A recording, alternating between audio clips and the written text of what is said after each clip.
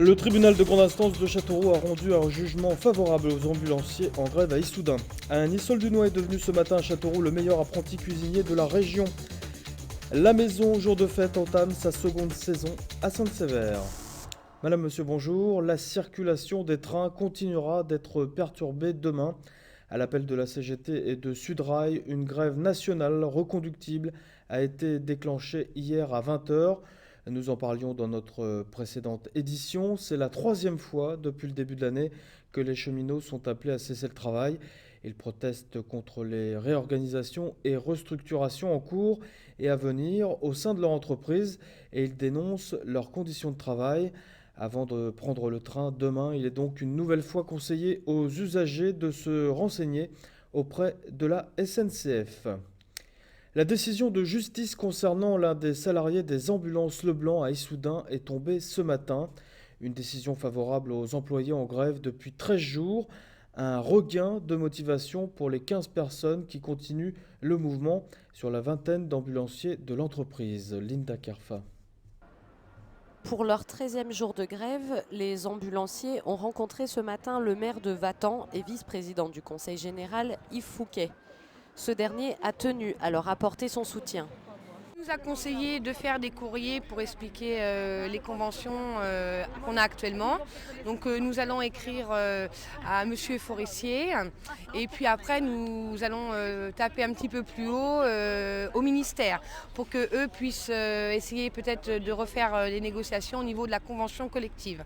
Donc il faut qu'on aille là-haut parce que d'aujourd'hui on est trop petits nous pour pouvoir faire ça tout seul.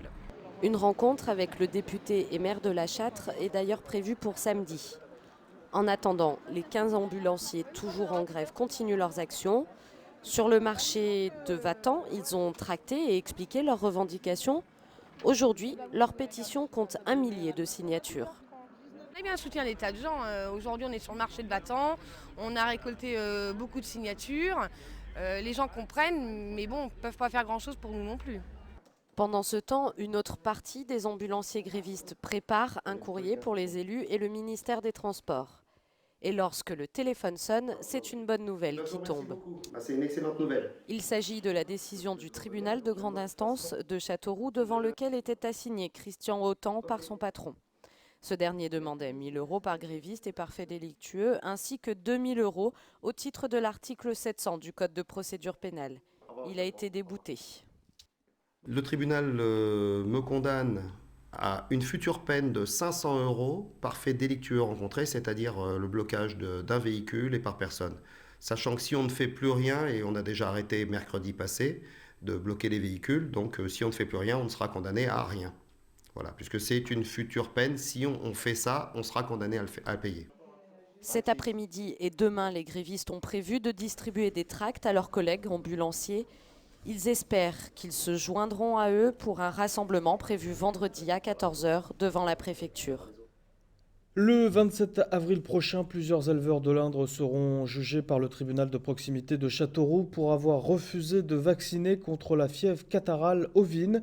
Ils ont reçu le soutien du collectif pour le libre choix prophylaxique qui rassemble des éleveurs de tous horizons.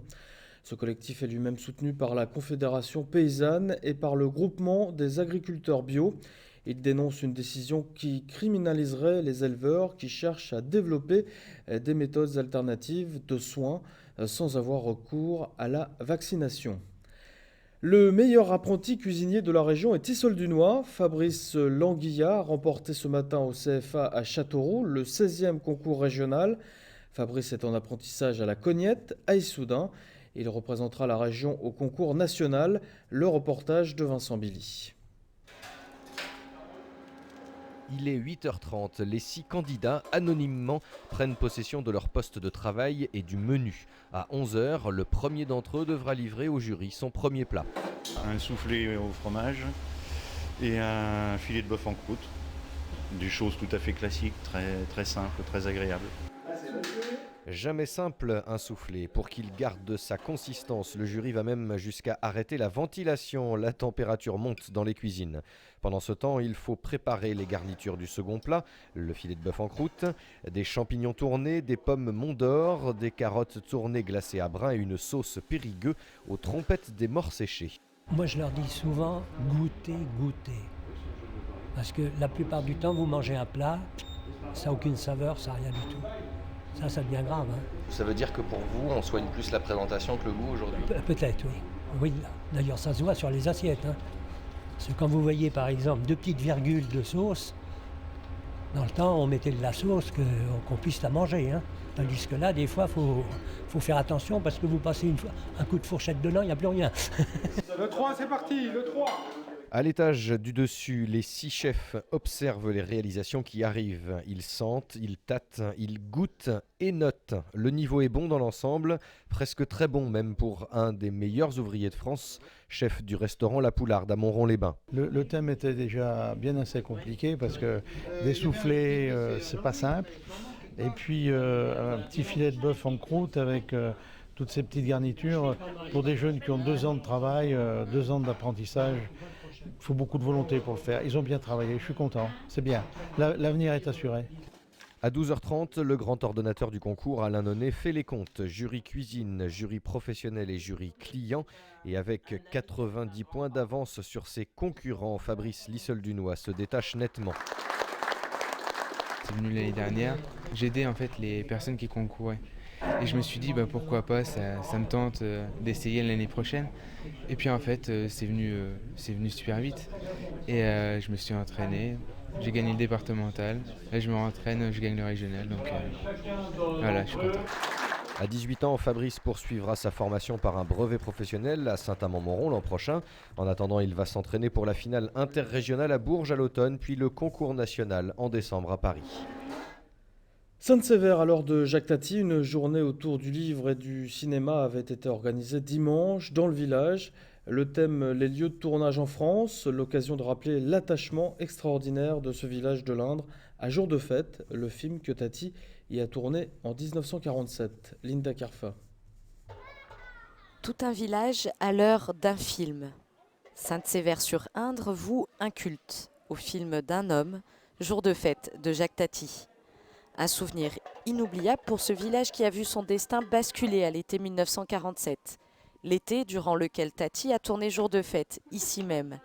Sainte-Sévère, un lieu de tournage devenu aujourd'hui un lieu de mémoire.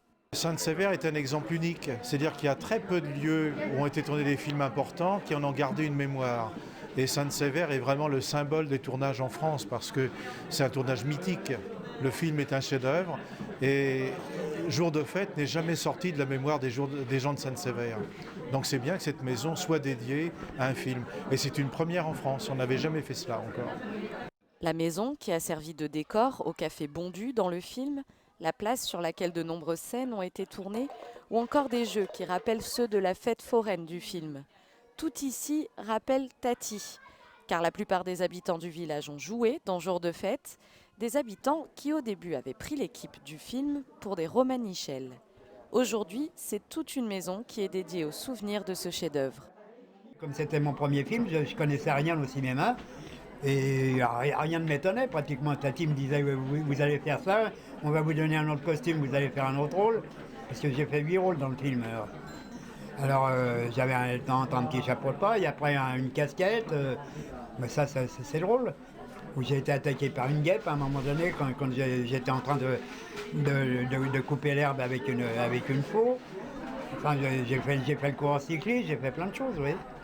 Comme j'avais un vélo de course aussi également, j'ai fait le cours en cycliste dans le cours cycliste. Alors tout ça c'est des souvenirs, mais je peux pas vous dire il y a un souvenir personnel vraiment qui a marqué plus qu'un autre, c'est pas possible. Tout a été marquant. Voilà, exactement. Et encore maintenant d'ailleurs, c'est encore marquant. Tout au long de la visite, les spectateurs découvrent l'histoire de ce film et donc de ce village. En 1949, Jacques Tati avait tenu parole et avait présenté son film à Sainte-Sévère. 2 jours en année de fête, le village est aujourd'hui devenu une vedette de cinéma. Et il en existait déjà un à Bourges depuis des années, mais pas encore à Châteauroux. Ce sera chose faite dès le prochain week-end avec l'organisation du premier salon des loisirs créatifs. Il se tiendra au Tarmac sur le territoire de Déol et il accueillera le public dès vendredi de 14h à 19h, samedi et dimanche de 10h à 19h. 3 jours pour rencontrer une cinquantaine d'exposants français et étrangers, et parmi eux des Écossais, des Anglais, des Belges et des Allemands. Des animations et des démonstrations seront proposées aux visiteurs sur les stands. Parmi les produits exposés, 5000 références de perles, de la peinture sur porcelaine, des compositions florales, de la cuisine créative, des jeux éducatifs pour enfants, des articles de décoration, des métiers à broder et bien d'autres réalisations. Fête du foot, 8e édition. Hier et aujourd'hui, plus de 150 jeunes de l'agglomération de Châteauroux se sont retrouvés au stade de Gaston Petit pour pratiquer le football et découvrir au travers d'ateliers l'univers de la Coupe du Monde et de l'Afrique du Sud. Reportage Vincent Billy. Sous l'œil attentif des joueurs pros de la Berrichonne Football, jeunes filles et jeunes garçons se rencontrent en match amical, un tournoi à vocation éducative et sociale pour ces enfants qui ont à cœur de tout donner. On représente la France avec notre coach Rudy qui nous maîtrise très bien le ballon. Il nous dit à peu près où se placer. Vous étiez fixé un objectif pour le tournoi du coup ? D'abord c'est s'amuser, bien participer et après bien sûr pourquoi pas gagner. Stéphane bien ? Ouais, ça va, il y en a qui sont un petit peu fainéantes, mais sinon ça va, en gros ça passe. Qu'est-ce qu'on leur donne comme conseil alors quand on est là ? Non, rien, là c'est vraiment pour se faire plaisir, tout ça. Mais quand même de gagner des matchs parce que si on gagne pas, ça sert à rien. Cette année, actualité oblige, le tournoi a pour thème la Coupe du Monde. Les ateliers se sont mis au goût du jour, à commencer par la découverte de l'Afrique du Sud et son histoire. En Afrique ? Dans le sud. L'apartheid. C'est qu'en fait, on n'avait pas le droit que les Noirs rencontrent les Blancs rencontrent les Indiens et les Indiens rencontrent les Métis. Tout le monde était séparé. Voilà, et après c'est devenu ça en 94. Donc Là, on a vraiment axé sur l'Afrique du Sud au niveau de l'apprentissage, puisqu'ils abordent des thèmes qu'ils n'ont pas forcément abordés à l'école, l'apartheid, vraiment l'histoire particulière de ce pays. Et puis, ils apprennent aussi des valeurs, je pense, tout au long de la journée, qu'ils connaissent déjà, mais le fair play, la tolérance, etc. Donc, je suis assez contente de leur réaction. Ah, on ne sait pas, mais il y avait la main. L'éducation concerne aussi, c'est un classique, l'arbitrage, et c'est justement dès le plus jeune âge que certaines notions sont à rappeler. L'arbitrage évolue avec une allure qu'on ne peut pas imaginer. Donc c'est faire passer le message et donner des notions d'arbitrage aux jeunes me paraît très très importante. Et ça en plus c'est éducatif. Sur le terrain, mise en application des gestes et techniques avec les ateliers jonglage, dribble, conduite de balle ou tir au but. Hier mardi, la journée était réservée aux 8-10 ans et aux filles. Aujourd'hui aux 11-16 ans. Fête du foot qui avait comme parrain cette année Steve Savidan, ancien de la Berrichonne, une sélection en équipe de France en 2008. Bref, il régnait bien l'esprit Coupe du Monde à Gaston Petit. Football toujours, on connaît l'affiche des quarts de finale de la Coupe de l'Indre, dont la finale sera disputée le samedi 12 juin au stade de Gaston Petit à Châteauroux, soit au lendemain de l'ouverture de la Coupe du Monde de football en Afrique du Sud. Le tirage au sort avait lieu hier soir dans les locaux castelroussins de nos confrères de France Bleu Berry. Il a été effectué par 2 pros de l'équipe première de la Berrichonne Football, Michael Seriello et Steven Joseph Monrose. Aigurande sera opposé à Issoudun, le tenant du titre, sur le terrain du Poinçonnet. Le Blanc à Montgivray, sur la pelouse de Cusion. Le Petit Poucet Saint-Gauthier tenait à Ardentes au stade de Saint-Marcel. Enfin, un derby castelroussin mettra aux prises Touvent et l'Étoile. Et le match se jouera à Villedieu. Les 4 rencontres sont programmées ce dimanche à 16h. Fin de cette édition, merci de nous avoir suivis. Dans un instant, la météo, puis sur Bip TV, la soirée culture, avec des goûts et des couleurs. Pour commencer, suivi de Watson. Demain pour l'info, c'est Sarah Benassen à 18h30. Bonne soirée et à demain.